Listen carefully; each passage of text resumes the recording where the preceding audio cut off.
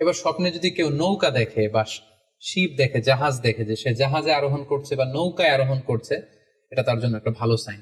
সে কোনো বিপদ থেকে মুক্তি পাবে বলে ধারণা করা যেতে পারে। কারণ সূরা আনকাবুতের 15 নম্বর আয়াতে আল্লাহ বলছেন, ফাআনজাইনাহু ওয়া আসহাবাস সাফিনাতি ওয়া জাআলনাহা আয়াতাল লিল আলামিন। অর্থাৎ আমি নূহ আলাইহিস সালাম এবং তার সাথে ঈমানদার সবাইকে আমি এই নৌকায় উঠিয়েছি এবং মহাপ্লাবন থেকে তাদেরকে আমি বাঁচিয়েছি।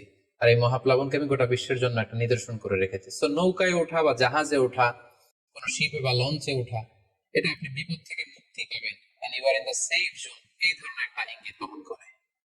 ইমাম মুহাম্মদ ইবনে সিরিনের কাছে এক লোক এসে বলল যে, ইমাম, রাআইতু কাআন্নী আহরুসু আরদান লা তুমবিত। হে ইমাম, আমি স্বপ্নে দেখেছি যে আমি একটি শস্য ক্ষেত্র চাষ করছি কিন্তু কোনো ফসল হচ্ছে না, এটার মানে কি?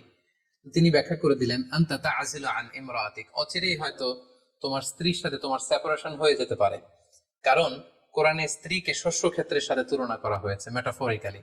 সূরা বাকারার 223 নম্বর আয়াতে আল্লাহ বলছেন, নিসাউকুম হারসুল লাকুম ফাআতু হারসাকুম আন্না শি'তুম। অর্থাৎ তোমাদের স্ত্রীরা হচ্ছে তোমাদের শস্য ক্ষেতের মতো, তোমরা যেভাবে খুশি এই শস্য ক্ষেত্রটাকে সুন্দরভাবে চাষাবাদ করতে পারো।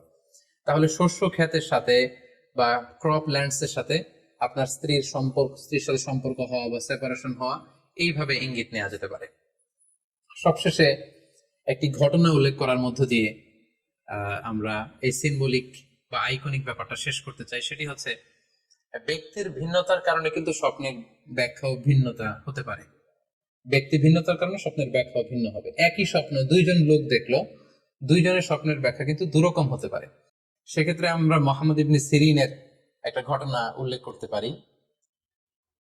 মুহাম্মদ ইবনে সিরিনের কাছে এক লোক এসে বলল যে, আমি স্বপ্নে দেখেছি আমি আজান দিচ্ছি, এটার ব্যাখ্যা কি?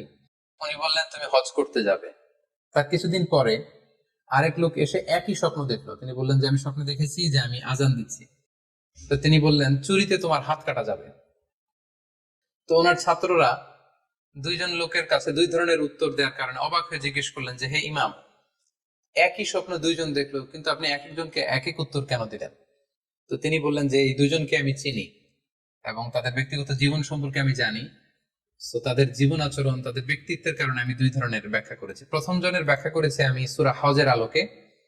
কারণ সূরা হজে আল্লাহ ইব্রাহিম আলাইহিস সালামকে বলেছেন, ওয়া আযযিন ফিন নাস বিল হজ, তুমি মানুষের মাঝে হজের জন্য আজান দাও, ঘোষণা দাও।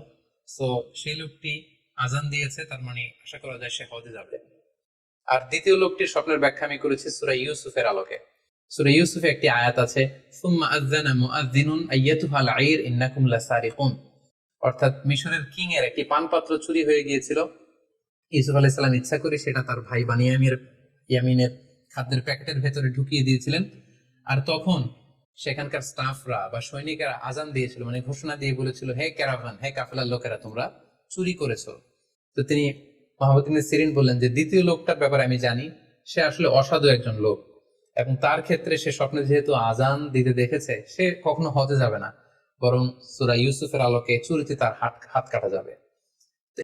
তাহলে এই 6 মাসকে যদি আমরা 23 বছর দিয়ে 23 বছরের উপর ভাগ করি, তাহলে এটা 46 ভাগের 1 ভাগ হয়। এবং সে কারণে আল্লাহ রাসূল সাল্লাল্লাহু আলাইহি সাল্লাম সত্য স্বপ্নকে নবুয়তের 46 ভাগের 1 ভাগ বলে ঘোষণা করেছেন। এই পর্যায়ে আমরা জানবো স্বপ্নের প্রকার ভেদের ব্যাপারে। খুব সোজা সাপটা যদি বলতে হয়, তাহলে বলতে হবে যে স্বপ্ন হচ্ছে 3 প্রকার। একটা হচ্ছে আল্লাহ তাআলার পক্ষ থেকে, যেটা আল্লাহ দেখান। আরেকটি হচ্ছে শয়তানের পক্ষ থেকে, যেটি শয়তান মানুষকে দেখায়। আরেকটি হচ্ছে নিজের পক্ষ থেকে, অর্থাৎ সারাদিন আপনি যেটা নিয়ে কনসার্ন, সারাদিন আপনি আপনার চিন্তা ভাবনার মধ্যে যেই জিনিসটাকে স্থান দেন, সেটাই আপনি রাত্রিবেলা দেখেন।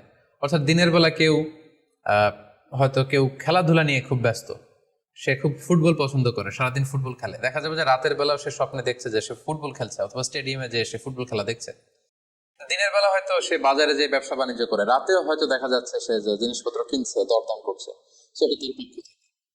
তাহলে বেসিকলি স্বপ্ন হচ্ছে 3 ধরনের, একটা আল্লাহর পক্ষ থেকে, একটা শয়তানের পক্ষ থেকে, আরেকটা হচ্ছে নিজের পক্ষ থেকে, যেটা আমরা সহিহ মুসলিমের একটি বর্ণনা থেকে জানতে পারি, যেখানে আল্লাহ রাসূল সাল্লাল্লাহু আলাইহি ওয়াসাল্লাম ইরশাদ করছেন, আর রুইয়া সালাসা, স্বপ্ন হচ্ছে 3 ধরনের। ফারুইয়া আস-সালিহা বুশরা মিনাল্লাহ, যেটা ভালো স্বপ্ন সেটা হয় আল্লাহর পক্ষ থেকে। ওয়া রুইয়া তাহজিনুন মিনাশ শাইতান, আরেকটা স্বপ্ন থাকে যেটা শয়তানের পক্ষ থেকে, সেটা ভয় দেখানো হয়।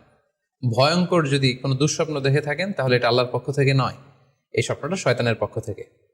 আরেকটি হচ্ছে রুইয়া মিম্মা ইউহাদ্দিসুল মারউ নাফসাহু, আরেকটি স্বপ্ন ব্যক্তি সে নিজের সাথে নিজে স্বপ্নে হয়তো কথা বলে বা এমন কিছু দেখে যেটা সুসংবাদও নয়, যেটা ভয়ঙ্করও কিছু নয়, বরং সারাদিন সে যে বিষয়টি নিয়ে চিন্তা ভাবনা করতো রাতে সেটার একটা প্রতিচ্ছবি, সেটাই সে দেখতে পাচ্ছে।